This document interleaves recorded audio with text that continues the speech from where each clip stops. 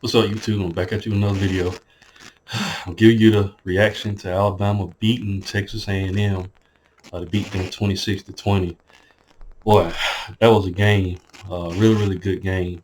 Um, both sides of the ball played well, but Alabama came out in the second half, and for the most part, they held Texas A&M offense, scoreless through the third quarter. But the fourth quarter, they was able to get 3 points. But uh, this Alabama defense is really good. Um, I can't say enough about them. This defense is going to carry us a long way. It's a lot to say about this game. I'm going to just get into the stats. So much stuff went on in this game. The one negative that I have about Alabama, they have to clean up the penalties. They have to. I mean, we was able to get out of this game and win this matchup. Like I said, we beat them 26-20. But they got to clean up on the penalties. They have to. It's going to bite us in the butt if they don't clean this stuff up. I mean, uh, we had Jaden Roberts come in. He's number 77. Came in. He had 2 penalties. J.C. Latham got a penalty.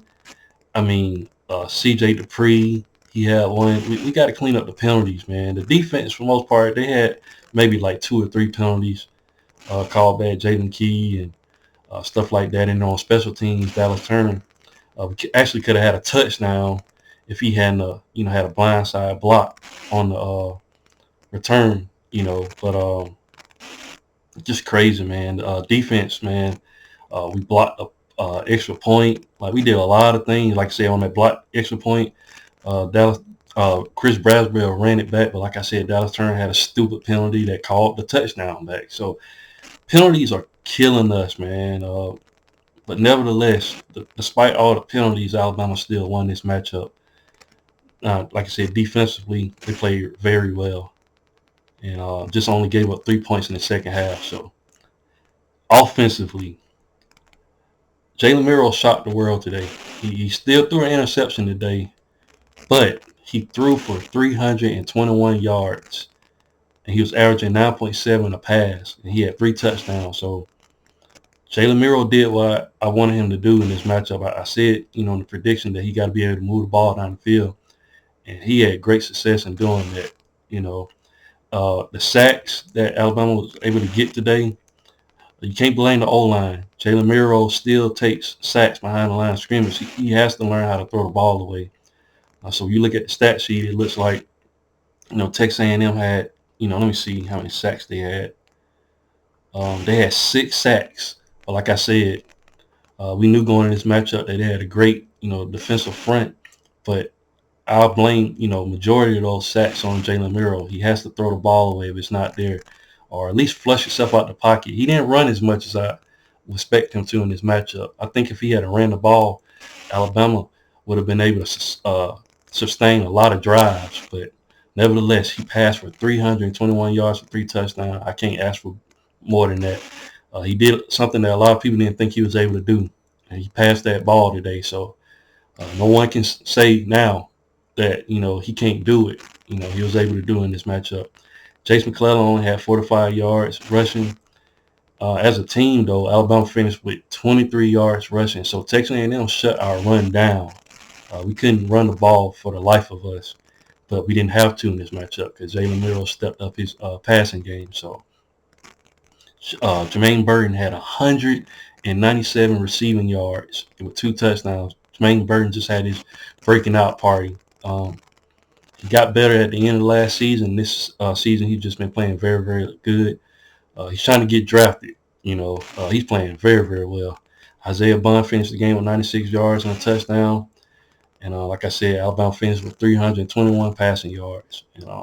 He did fumble the ball, Jermaine Burton, but Alabama was able to forget about that and just continue to move down the field. Now, there were some questionable things in this matchup that Alabama did. Like at the very end, I don't understand why Jalen Miro just didn't take the knee. Could have bled out the clock, but this defense, man, is really good. Max Johnson, he threw for 239 yards and a touchdown. He also threw an interception. At one point, both quarterbacks, stats was identical going into the second half, but Jalen Miro did a phenomenal job. Le'Veon Moss, he only had 49 yards rushing with 1 touchdown. Texas A&M only had 67 yards on the ground. So both defenses shut down the run. You know, uh, Texas A&M did a better job of stopping the run, holding us to 23, but we held them to 67. So Le'Veon Moss is a beast of a player, and Alabama held him to 49. So this Alabama defense, man, I can't say enough. Dare I say they got the best defense in the SEC. I mean, Alabama's playing really, really good on defense. Nye Smith, he only had 88 yards receiving. He didn't get a touchdown. Moose Muhammad had 49. Evan Stewart had 46. Jake Johnson had 45. He had a touchdown, but Alabama did a phenomenal job, just playing good defense and making the plays when they needed to make them. Um, Look at the total stats. Alabama was able to get 344 total yards. Texas A&M was only able to get 306. So um, both teams, man, they just played really, really good defense. And both teams had identical first downs, 16 apiece. So that's very good. Great defensive, stats. Both teams played really, really good defensively. But Jalen Miro's points, pretty much, made the game. You know, Alabama had 26 rushing attempts. Texas A&M had 35. But Alabama had 14 penalties for 99 yards. So that's what I'm saying, man. You could have added, basically 100 yards to what Alabama had. We would have finished the game with 444 yards, but we only ended up with 344. Got to clean up the penalties. We had 2 turnovers, like I said, Jermaine Burton, and then Jalen Miro threw an interception. But Alabama time of possession was 29 minutes. Texas A&M had 30 minutes. So like I said, kind of similar stats. Both teams pretty much did the exact same thing. Only difference is, Jermaine Burton was the difference. Alabama's playmaker, and Jermaine Burton was able to score touchdowns, and Texas A&M just couldn't. But you got to give credit to the defense. But really, really good win. At times, it looked like Alabama was going to lose this game, but they made the adjustments in the second half, and they was able to pull out the victory. Alabama controls, their destiny now in the West. They got to continue to win out, though. Still a long way to go. Next matchup, I think, is against Arkansas. Arkansas is a really, really tough team.